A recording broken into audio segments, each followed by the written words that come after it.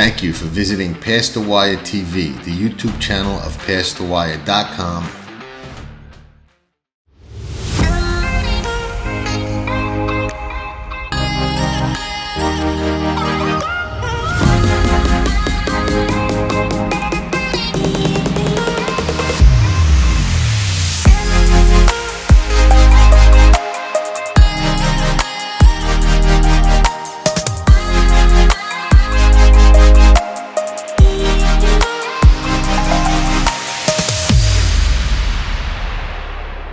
Do you think there's ever a chance that racing coverage, and especially now that FanDuel has kind of, opened up the door, that racing coverage will advance to something like we see in auto racing with Formula One, where you've got a driver heading into a turn and you could hear him talking to the pit crew? Are we ever going to hear Scott asking Johnny V, hey, you like your position going into the first turn? Yeah, it's okay. Like just real quick stuff like that, more helmet cams. And don't tell me we can't do it on horses, because if those guys can do it at 200 miles an hour, we can get a quick question in there. Yeah, I mean, yeah, the technology's there. I don't see the benefit in something like that, to be honest with you. I don't know what we're gaining from that in a live racing scenario after the wages are in. I mean, it would look cool. It would sound cool. Jockey Cam, which has gotten a hell of a lot better in the last couple of years with that team at Jockey Cam. I mean, the steadiness of that. But some of the guys like to wear it, some don't. I mean, and it's their own personal decision. So they're not associated with F1 racing where they, I'm not sure how those things work, but I would imagine that those things all sort of fall in line, and that's the uphill climb that you have in situations like this. So, they've got to be able to hear their surroundings. So I'm to ask them to wear an earpiece in the middle of a race, I think would be something that is not worth the risk. Having speakers for them to hear would not be worth the risk as well. So I think getting to that point, I don't see it happening in the immediate future. And I think that we're a ways away, and technology's come a long way, and we're starting to see more and more implemented when it comes to things like Jockey Cam, drones at more and more of the marquee meetings, Keeneland with the cable cam, because of the inability of having drones because of the being right next to the airport. Right. No, I hear you, and I get the safety factor, but when I figure if those drivers can do it, then riders can do it, and I just think that it would engage more fans. It would bring more people into the sport, liking that kind of coverage, because we've kind of been behind in technology, in my opinion anyway. And now that it's up to date and it's advancing and the coverage is getting better, I mean, I'm a fan of seeing more people mic'd up. I think we should maybe consider miking up more trainers in the paddock, hearing the instructions to certain riders, if trainers and riders aren't against it. And I get the difficulties, and certainly I wouldn't advocate for anything that was at all dangerous. But a quick question, I don't know, maybe you're right, maybe it is dangerous, but like I said, if they can do it in Formula One racing where they're going 200 plus miles an hour, I just think it would attract fans and be, something that people might gravitate to. But it would be difficult to organize. Well, I think F1 racing, what has really kicked them on was the behind the scenes program that they have, right? I mean, I'm forgetting the name of that, but I know that be implemented, and I think that was what has brought more young viewers to that more than anything. So, and maybe we could get a chance to do something like that with just a short lead up in the week. And it takes a lot of resources. That's one thing about shooting stuff like that. It's not just turn on a camera, mic up somebody. You've got to have teams of people dedicated to things like that, and on top of covering everyday racing. So there's a lot of resources that go into stuff like that. I'm with you on that. I mean, I think that there's more social media engagement. There's more young people coming to the sport, perhaps through avenues of FanDuel TV and being associated with that brand, because the younger generation knows what FanDuel is over TVG. And that's why that shift happened on September 1st in that direction. But yeah, I mean, there's so many different opinions that can be had in aspects like that. But it takes it takes a lot of money, a lot of time to do things like that. For sure, for sure. What do you think, Michael? No, I mean, I think Scott brought up some great points. And personally, I don't see as much of a benefit in racing, having guys mic'd up during a race potentially, unless you can like go back once the race is being shown on the replay to kind of see what happened in a race and maybe hear riders' thoughts. Hopefully they're not expletives, There's going to be some live coverage, but I would say it would be interesting, because the biggest thing obviously in a paddock, and Scott, you'd know this as well as anybody, is nobody wants anybody else to know their instructions. But if they're not the ones actually viewing, I think that would kind of be interesting for people understanding as a race is unfolding what the trainer said to the rider in terms of, okay, and then seeing it play out as it happens. I think that could probably be the next step. But I would agree. I don't know, and I one guy who's perfected it is Baffert, and the other's Pletcher, of having mics when guys are breezing, but that's different. And I think in a race, you need to have your whereabouts with you at all times, because you're trying to pay attention of which horses are coming up alongside you. What's your horse doing in terms of how much energy do you still have to finish off a race? So for me, the races are so quick. I would say try and get info in the paddock, and then afterwards just follow up with people.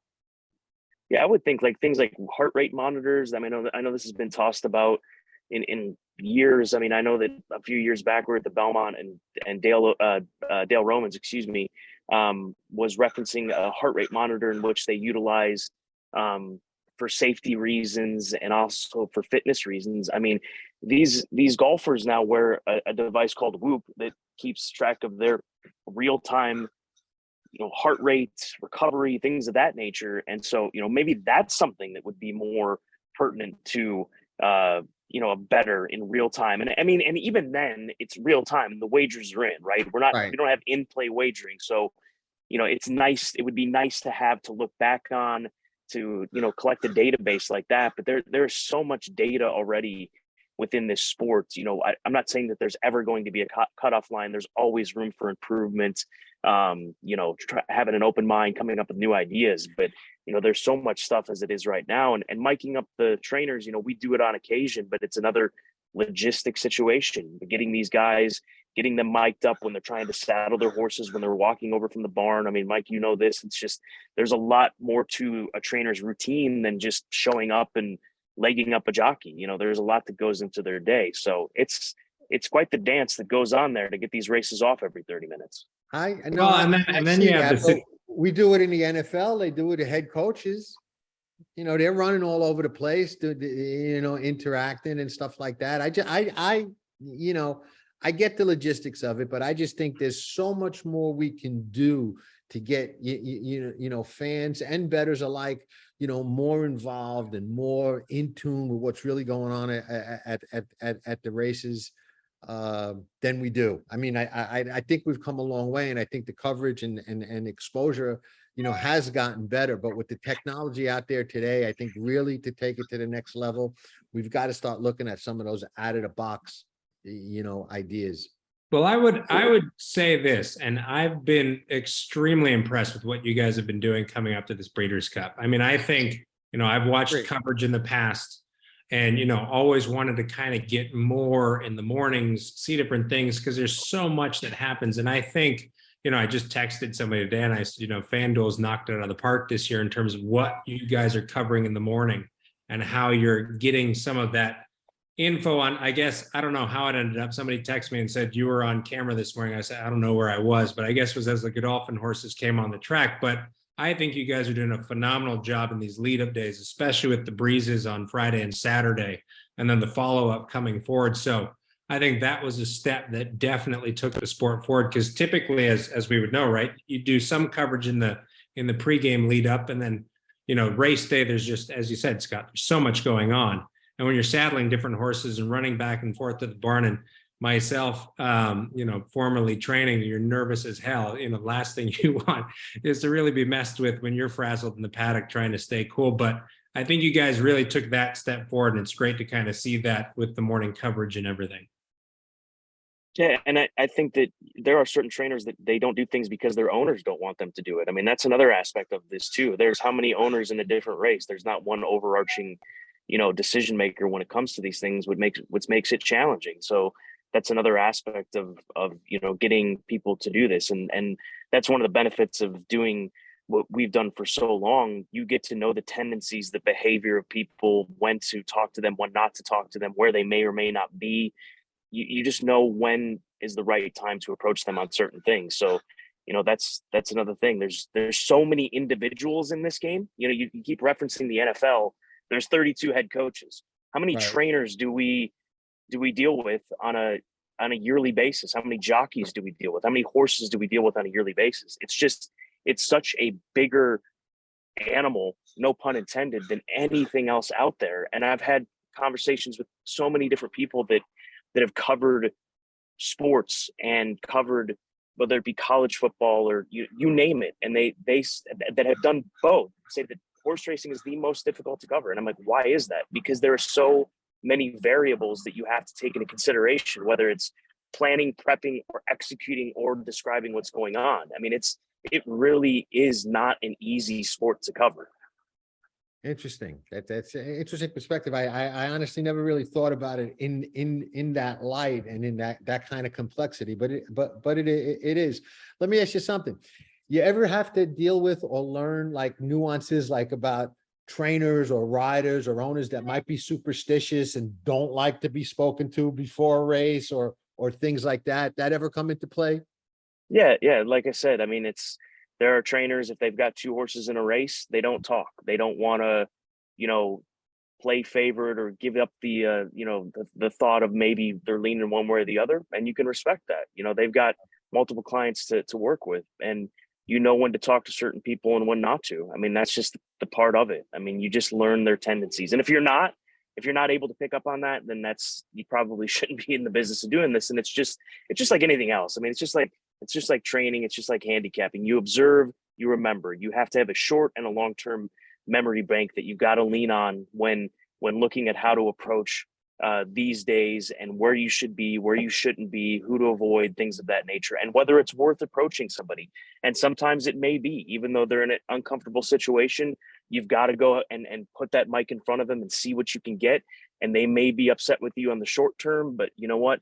This is a long-term game, long-term play, and all is forgiven at the end of the day. I've been told no countless times in my career and been fine and had, some at times a little attitude, and I'm fine with that. I mean, they've got more pressure going on with them, whether it's jockeys or trainers, and they'll come back to me and apologize. And I'll say to them, you do not need to apologize to me, because my job is to ask you whether or not you're willing to do whatever it may be at the time. And if you say no, my job is done. I can't force you to do something that you're not wanting to do in that moment or in the future. So, everybody's become a very good sport about it, truthfully, as a whole, because they realize, as you said, the importance of getting this information out there, engaging with the fans, and things have changed quite a bit over the last 20 plus years. Well, and the interesting thing is, and I think you guys have gotten much better, as things have progressed.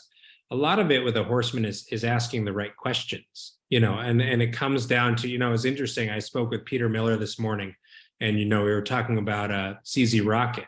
And I said, talk about an older war horse and the difference in a professionalism of that versus, you're on the other scale of the spectrum. You've got a 2-year-old filly going in for the first time, 2-year-old versus older horse. What do you see in the differences? And some of that,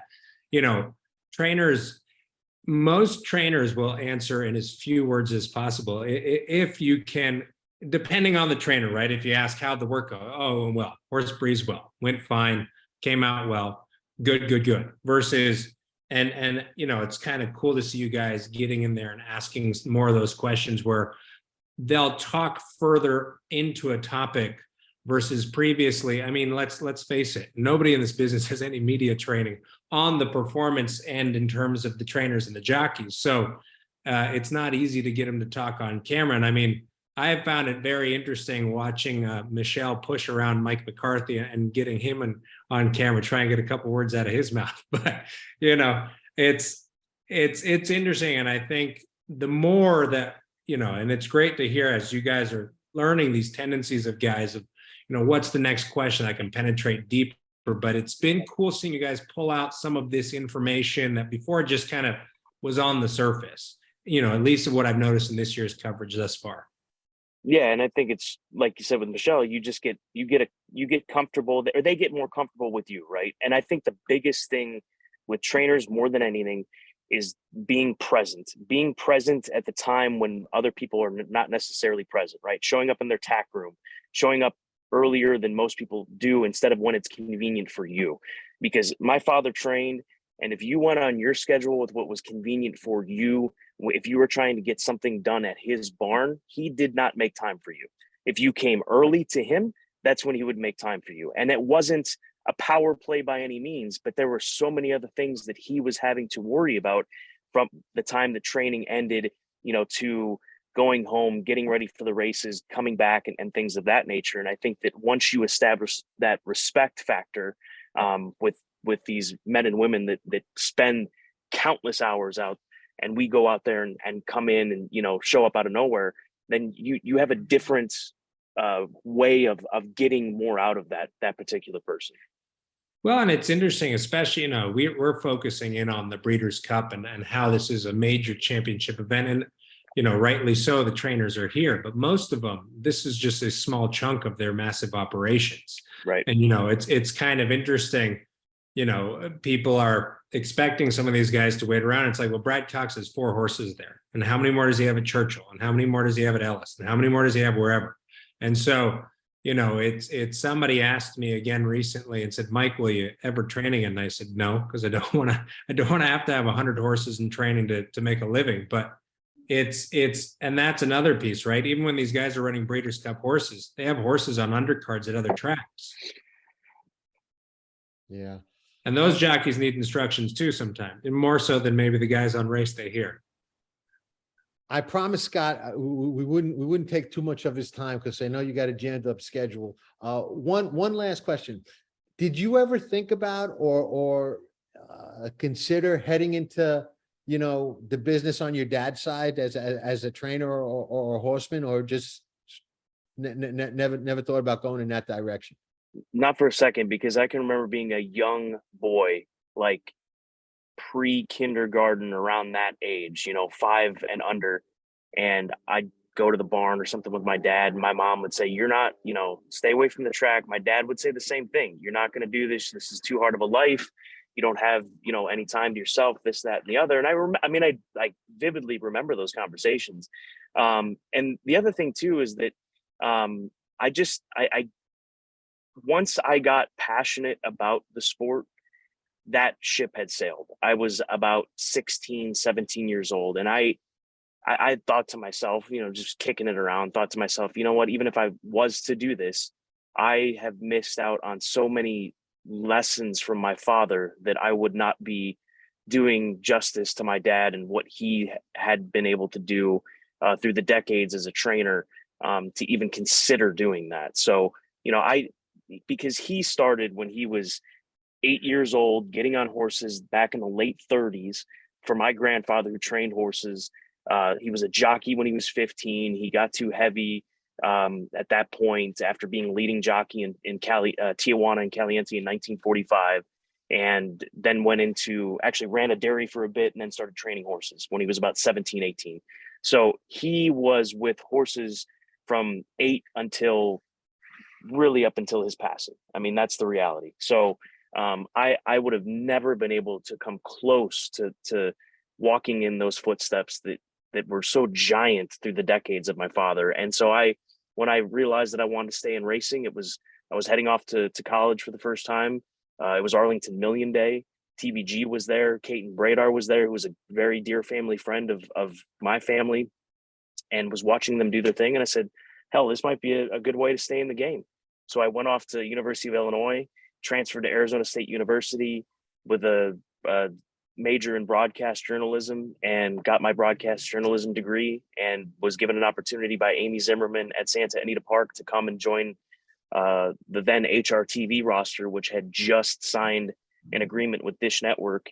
and to have more distribution, and they were expanding their team, and the rest is history. And that was 2004. I started August 1st of 2004, and here we are 18 plus years later, still doing it. And I sometimes take a step back and just reflect on the things that have happened in the 18 years, and I could never have imagined the opportunities that have been given to me and my family. And but whether it's the run through Dubai for those dozen years, the Ascot trips, and especially here at Keeneland over these last few years, being part of the Keeneland team and joining the auction team. I mean, it's been a whirlwind. It's been 18 years, and God willing, things continue over the next 20, 30 years, whatever it may be, because it's been a hell of a ride.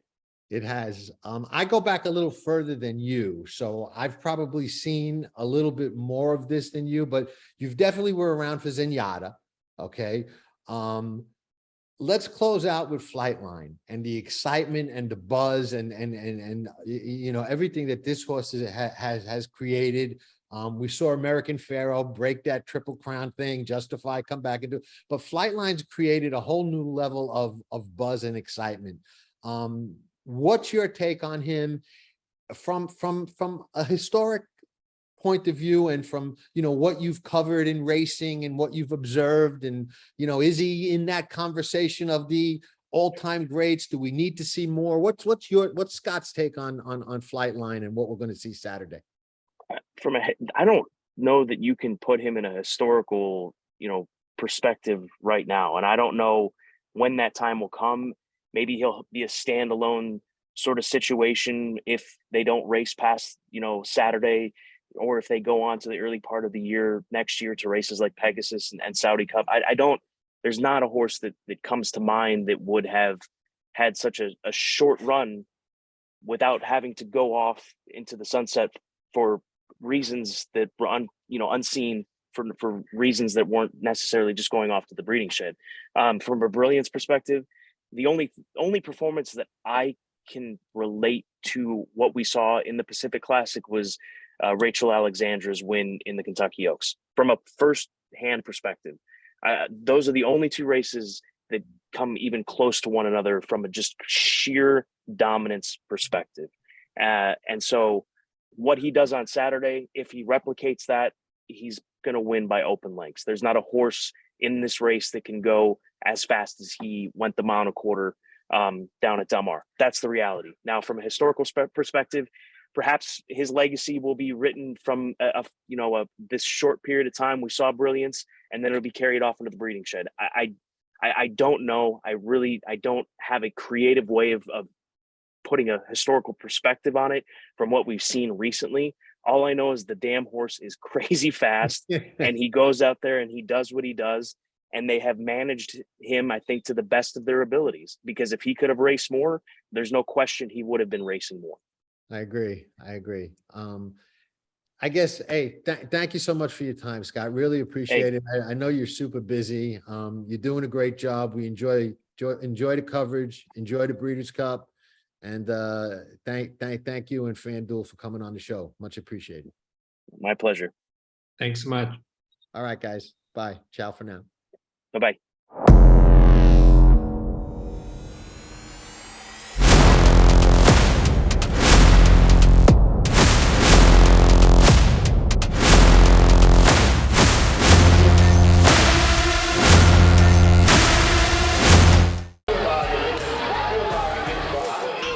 Nobody does it better.